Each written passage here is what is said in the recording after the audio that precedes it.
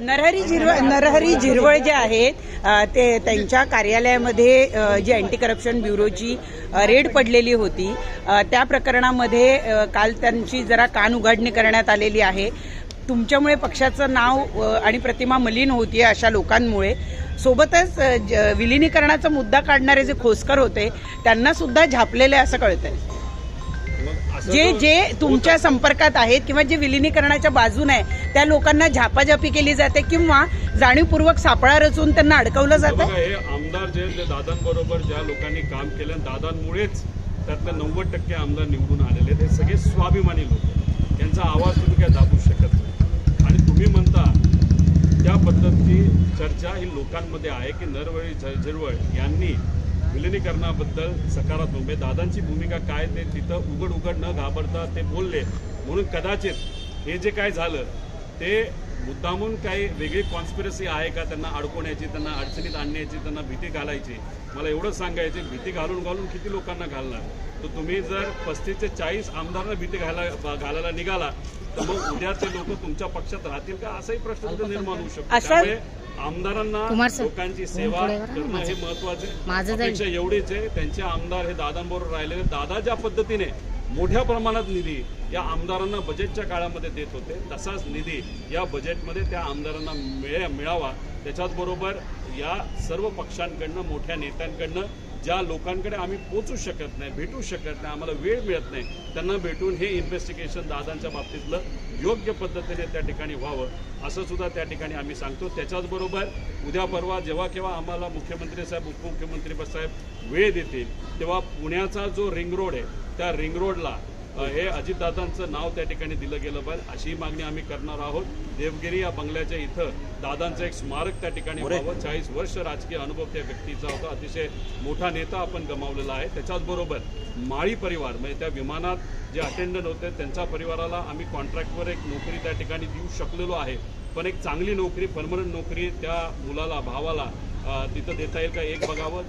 जाधव परिवार म्हणजे जे प्रायव्हेट सिक्युरिटी होते त्यांच्या मुलामुलींच्या शिक्षणाची जबाबदारी आम्ही घेतली, पण त्यांच्या ज्या मिसेस आहेत त्या ठाण्यामध्ये महानगरपालिकेमध्ये कॉन्ट्रॅक्टवर काम करतात। एकनाथ शिंदे साहेबांना मी विनंती करतो आपल्या माध्यमातून आम्ही भेटू, पण त्यांना परमनंट त्या ठिकाणी करावं। आणि पाठक ह्या ज्या को पायलट होत्या त्यांच्या परिवाराची एक व्यक्तिगत इच्छा आहे जी मी या टीव्हीवर मीडियासमोर तिथं बोलू शकत नाही, ती सरकारकडनं ते सुद्धा दिल्लीच्या सरकारकडनं होऊ शकते।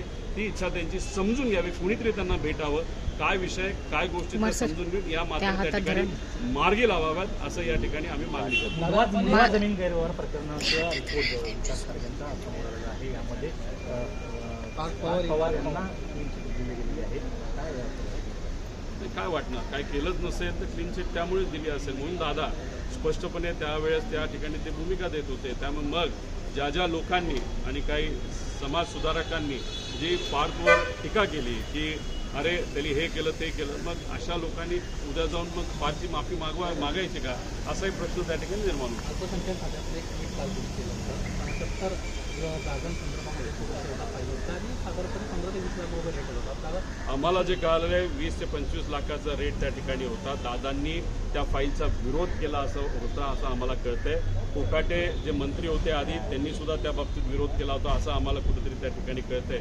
मग विरोध असताना दादांचा अंतविधी तिथं सुरू असताना जर इथं फायली पास होत असतील, नाही तर ॲक्सिडेंट झालेल्या दिवशी दुपारच्या वेळेस जेव्हा दादांचं जे शव होतं ते हॉस्पिटलमध्ये त्या ठिकाणी ठेवण्यात आलं होतं, इथे बसलेले सगळे जे अधिकारी आहेत ते मात्र सह्या काढण्यात आणि सर्टिफिकेट काढण्यामध्ये मग्न होते। म्हणजे माणुसकी कुठंतरी संपलेली आहे का असं कुठंतरी आपल्याला म्हणावं लागेल। तुम्ही स्थगिती दिली असली, एन्क्वायरी लावली असती तरी आमचं मत आहे की हे जे कोणी जबाबदार आहेत पुढच्या 10 दिवसामध्ये हे जे काही एन्क्वायरी ती व्हावी, कारण का राज्य सरकारमध्ये एन्क्वायऱ्या लागतात, बऱ्याच लागतात, पण कधी कन्क्लुजनला त्या ठिकाणी जात नाही। 10 दिवसात निकाल द्या, अधिवेशनाच्या आधी या व्यक्तीला आम्ही बरखास्त केलं असा एक मोठा संदेश या महाराष्ट्रामध्ये द्यावा असं या सरकारला विनंती। मुलुंडमधल्या मेट्रो पूल जो अपघात घडलेला आहे त्यामध्ये अमित ठाकरे यांनी एक फोटो दिली आहे ज्यामध्ये माणुसकीला शून्य किंमत असल्याचं म्हटलेलं आहे आणि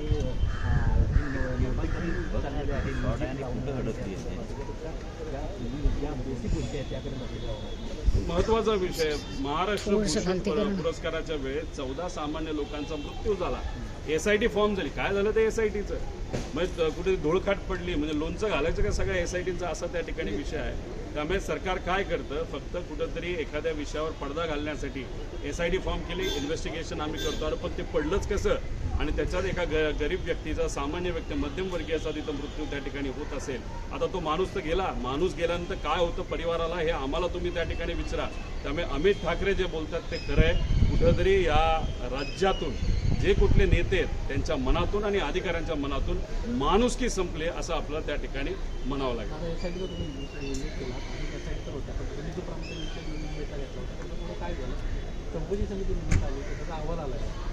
त्या बाबतीत कदाचित काहीच पुढे गेलेलं नाही. अधिवेशनामध्ये तो मुद्दा तिथं घेतलेला आहे. खरं तर मला या सरकारच्या विरोधात खूप काही तिथं बोलायचे बरेच मुद्दे आपल्याकडे आहेत. पण विषय एवढाच आहे की इन्व्हेस्टिगेशन दादांच्या ॲक्सिडेंटच्या बाबतीत त्याच्यावरचं लक्ष कुठं ते दुसऱ्या बाजूला जाऊ नये म्हणून मी स्वतःलाही कंट्रोल करतोय आणि मुद्दे घेताना त्याच विषयावर आणि त्याच मुद्द्यावर जास्त फोकस देऊन आहे.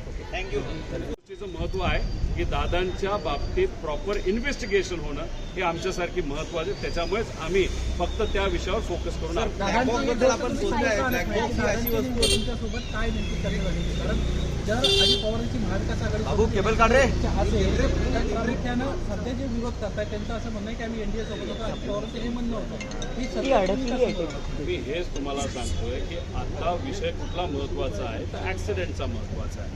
आज आम्ही विलिनीकरणावर चर्चा करू शकतो, आम्ही बैठका घेऊ शकतो, आम्ही तिथं प्रेस कॉन्फरन्स घेऊन तुमच्या सर्वांसमोर आणू शकतो. आमच्याकडे सगळे पुरावे आहेत. आमच्याकडे अख्खा फोन भरून त्याच्यात मेसेजेस, व्हिडिओपासून फार त्याच्यामध्ये फोनवर काय बोलणं झालं हे सगळी गोष्टी आहेत. पण आम्ही त्याच्यावर त्या ठिकाणी आत्ता तरी काय बोलणार नाही. उद्याच्या दिवशी ब्लॅक बॉक्स त्याच्याचबरोबर इतर विषय हे 10:30 वाजता उद्या सकाळी एक डिटेलमध्ये प्रेस कॉन्फरन्स घेणं खरं तर आज घ्यायची होती. पण आज आपल्या या राज्यामध्ये परदेशातले एक फार मोठे नेते इथं आलेले आहेत. देशातले नेते म्हणजे आपले पंतप्रधान साहेब आज महाराष्ट्रामध्ये आहे. आम्ही प्रेस कॉन्फरन्स घेऊन त्या लोकांकडे कुठेतरी दुर्लक्ष होऊ नये. नाहीतर एक महत्त्वाचा विषय जो राज्यासाठी महत्त्वाचा असू शकतो त्या विषयाकडे कुठे दुर्लक्ष होऊ नये म्हणून आज प्रेस कॉन्फरन्स न घेता आम्ही उद्या 10:30 वाजता चव्हाण सेंटरला प्रेस कॉन्फरन्स घेणार. तुम्हाला आहे का की हा घात आहे, अपघात नाही? अजून 10-12 तास तुम्ही थांबा. 10-12 तास नाही, अजून 20 तास तुम्ही थांबा. उद्या सकाळी 10:30 वाजता या बाबतीत आपण चर्चा करू. ज्या पद्धतीने सरकारकडनं इन्व्हेस्टिगेशन चाललंय ते मंद गतीने, स्लो आणि कुठंच काही डिटेलमध्ये होताना दिसत नाही. VSR कंपनी अजूनपर्यंत ऑपरेशनमध्ये त्या ठिकाणी आहे.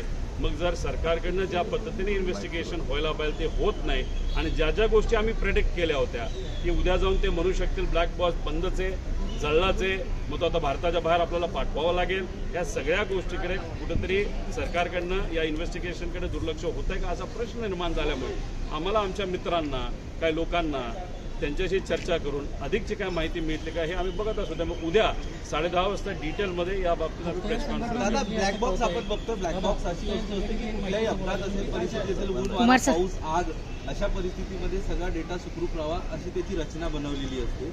मात्र ब्लॅक बॉक्स जळाला, आतापर्यंतच्या कुठल्याच अपघातात ब्लॅक बॉक्स जळाला असं ऐकायला मिळालं. सुरक्षित राहतो अशी मान्यता आहे.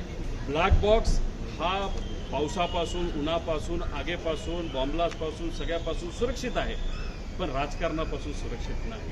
आता ह्याच्यात काय राजकारण चाललंय हे आपल्याला बघावं लागेल, खोलात जावं लागेल. पण उद्या या बाबतीत डिटेलमध्ये जाऊन काय घडलं असावं, कुठल्या नवीन गोष्टी आमच्यापर्यंत आलेल्या आहेत त्या नक्कीच तिथं आपल्यासमोर आम्ही आणू.